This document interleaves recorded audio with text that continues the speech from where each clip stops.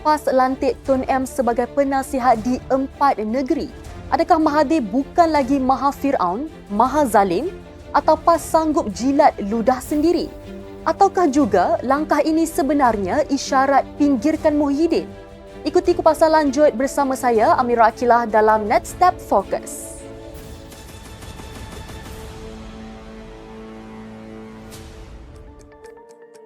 Minggu lalu, Menteri Besar Terengganu Datuk Seri Dr. Ahmad Samsuri Mokhtar mengesahkan bahawa 4 negeri yang diperintah oleh PAS iaitu Kedah, Kelantan, Terengganu dan Perlis akan membentuk satu kerjasama yang digelar SG4. Inisiatif itu dilihat baik, namun yang menjadi isu adalah apabila mereka dikatakan akan melantik bekas Perdana Menteri Tun Dr. Mahathir sebagai penasihat.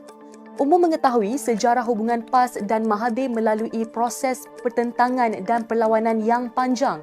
Pelbagai gelaran juga diberikan kepada Mahathir oleh pemimpin PAS itu, termasuk oleh Presiden PAS Abdul Hadi sendiri. Malah, isu memali mungkin antara kemuncak kemarahan PAS kepada Mahathir yang menyaksikan 14 orang pemimpin parti itu meninggal dunia dalam insiden pertempuran berdarah di Kedah ketika itu. Maha Zalim, Maha Fir'aun antara gelaran popular yang dilabelkan kepada batang tubuh tokoh politik veteran dan bekas Perdana Menteri 2 kali itu. Mahathir juga tidak ketinggalan melabelkan PAS sebagai sesat dan pernah memperlekeh hukum hudud yang diperjuangkan PAS. Ironinya, semenjak kehilangan kuasa di Putrajaya akibat gagal membentuk kerajaan selepas PRU15, PAS dilihat mula menjalin hubungan mesra dengan Mahathir yang dahulunya dikecam dan dicemuh. Ramai yang masih tertanya-tanya bagaimana kedua-dua pihak ini boleh saling mensucikan dan saling melupakan permusuhan berdekad lama. Sehingga menimbulkan persoalan apakah sebenarnya matlamat langkah politik PAS dan Mahathir ini. Bagi ahli Majlis Kerja Tertinggi MKT UMNO Datuk Puat Zarkashi, langkah PAS mengangkat kembali Mahathir dan diberi peranan sebagai penasihat 4 negeri itu pastinya melukakan hati pengerusi PN Tan Sri Muhyiddin Yassin. Mungkin bagi Puat, orang yang selayaknya diangkat oleh negeri-negeri PAS ini adalah Muhyiddin yang merupakan pengerusi gabungan parti mereka sendiri. Malah, Muhyiddin juga merupakan bekas Perdana Menteri yang telah teruji ketika negara mendepani pandemik COVID-19 beberapa tahun lalu. Namun di sebalik itu, kata Puat, tindakan PAS itu sekaligus memperlihatkan wajah sebenar PAS yang suka memecah belah. Bagi bekas Ketua Menteri Sabah Datuk Seri Dr. Saleh Said Keruak pula, pelantikan Mahathir sebagai penasihat kerajaan 4 negeri itu sebenarnya sebagai langkah awal menjadikan tokoh politik veteran itu sebagai ketua umum atau pemimpin de facto Perikatan Nasional. Beliau juga mendakwa pelantikan tersebut sebagai langkah bijak Mahathir untuk cuba kembali relevan dalam arena politik negara selepas mengalami kekalahan teruk di Parlimen Langkawi pada PRU ke-15. Menyifatkan Mahathir sebagai pemimpin licik, Saleh yang juga pengarah pilihan raya Barisan Nasional Sabah memberi bayangan kemungkinan berlakunya krisis politik baharu yang didalangi Mahathir selepas ini. Sehubungan itu, beliau mengingatkan pimpinan Pakatan Harapan agar berwaspada dengan gerak-geri Mahathir bagi mengelakkan kemungkinan krisis politik yang didalangi PN. Mengulas perkara sama, Lim Kit Siang berpandangan pelantikan Mahathir sebagai penasihat tidak rasmi untuk 4 negeri yang ditadbir PN itu tidak selari dengan pelbagai tomahan bekas pemimpin negara itu terhadap PAS selama ini.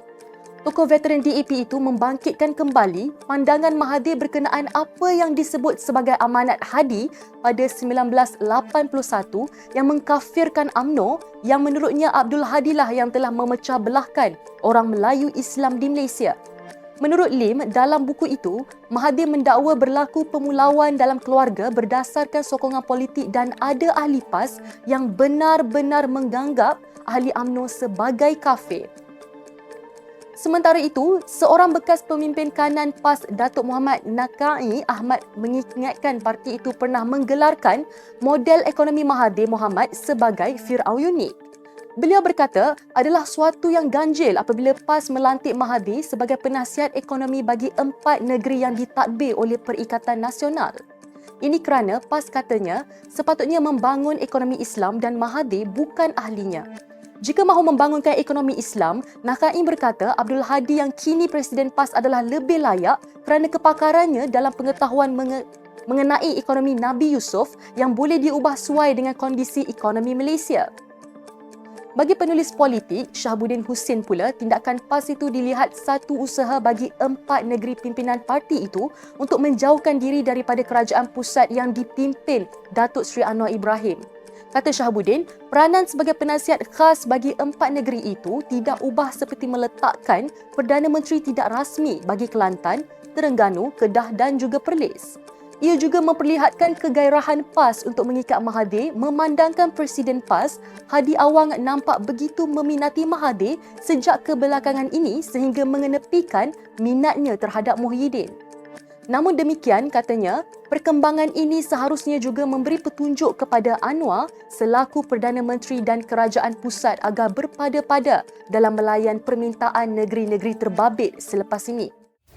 Adakah tindakan keempat-empat negeri ini bakal menjejaskan hubungan federalism antara persekutuan dengan negeri? Dan pada masa yang sama, adakah isu ini akan memecahkan hubungan PAS dan Bersatu dalam PN? Kami amat menghargai setiap pandangan dan cadangan daripada anda. Sekian sahaja Netstep Focus untuk hari ini.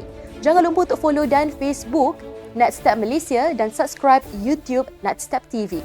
Netstep Malaysia, menjangkau informasi, mengorak inspirasi. Saya Amira Akilah, Assalamualaikum dan salam sejahtera.